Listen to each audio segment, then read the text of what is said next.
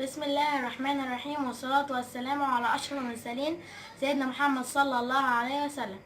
معاكم جنى من قناة المطبخ مع جنى. ازيكم يا اصحابي؟ عاملين ايه؟ وحشني.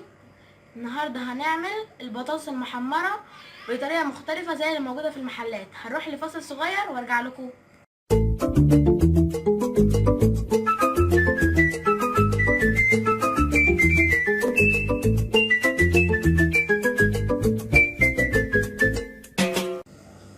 ورجعت لكم بعد الفاصل.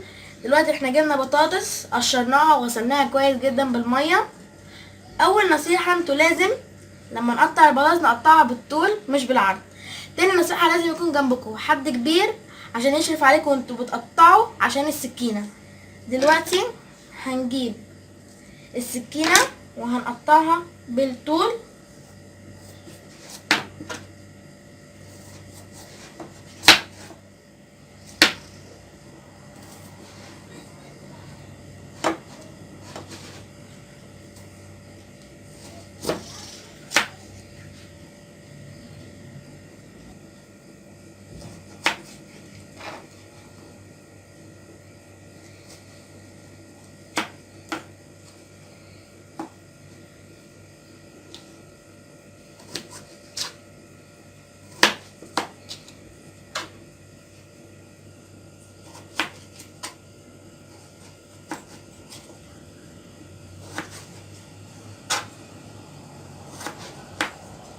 ودلوقتي هخلص تقطيع كل البطاطس صوابع وارجع لكم.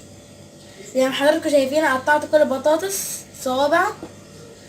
هنحط البطاطس في طبق كبير.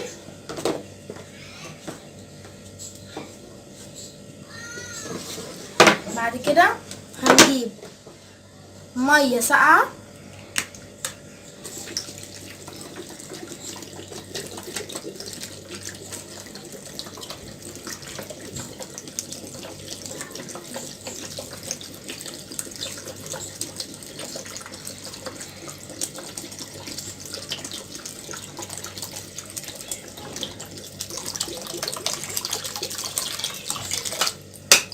بعد ما حطينا ميه ساقعه هنجيب تلج.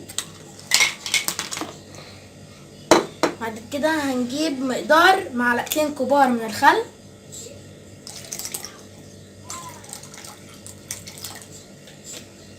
بعد كده هنجيب الملح.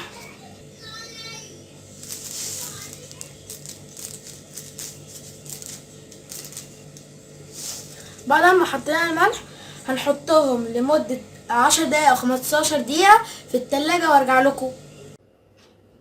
ورجعت لكم بعد ما سيبنا البطاطس ربع ساعة في التلاجة. وبعد ما خرجناها من التلاجة بعد ربع ساعة وصفيناها من المية. خلينا واحنا بنصفيها كنا حطينا الزيت في الطاسة وحطيناه على النار عشان يغلي عقبال ما احنا نصفيها. طبعا دلوقتي الزيت غلي، ودلوقتي احنا نبدأ نحط البطاطس بالراحة عشان الزيت ما يطرطش عليها. وساعة ما احنا بنحط لازم يكون موطيين النار عليها عقبال ما احنا نحط البطاطس. بعد ما حطينا البطاطس هنعلي النار عليها شوية مش كتير. هنسيبها لمدة 10 دقايق والنار هادية وارجع لكم. ورجعت لكم بعد 7 دقايق والبطاطس على النار. وطبعا دلوقتي هنبدأ نعمل الطريقة اللي هي بتخليها زي الموجودة في المحلات. أول حاجة هنطفي النار عليها.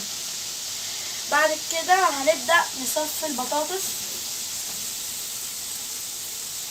من الزيت كويس جدا.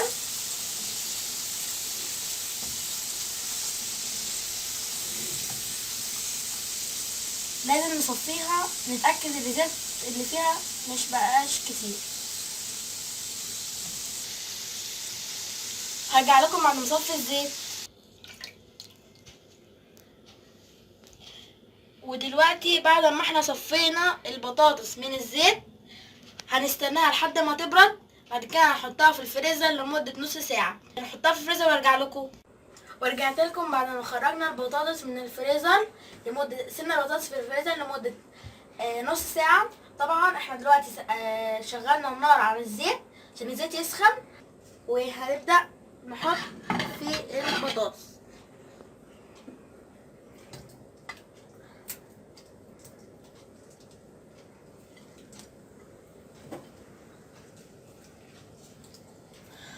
احنا ما ينفعش نقلب البطاطس وهي بيضة عشان ما تتكسرش، لازم نستناها لحد ما تصفر. بعد ما تصفر نبقى نقلبها. هستنى لحد ما تصفر وارجع لكم. احنا شايفين اللي هي اصفرت. احنا ممكن نسيب البطاطس في الفريزر، وقت ما نحب ناكلها نبقى نطلعها، بعد كده نحطها في الزيت.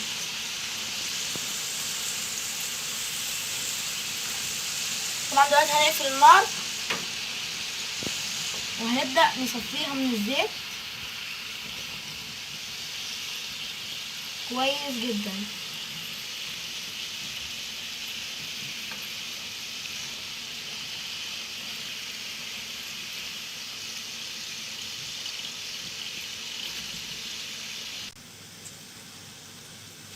طيب هخلص تصفية البطاطس وارجع لكم. ورجعت لكم بعد ما صفينا البطاطس، وده كده هيكون الشكل النهائي ليها، وبألف هنا وشفا.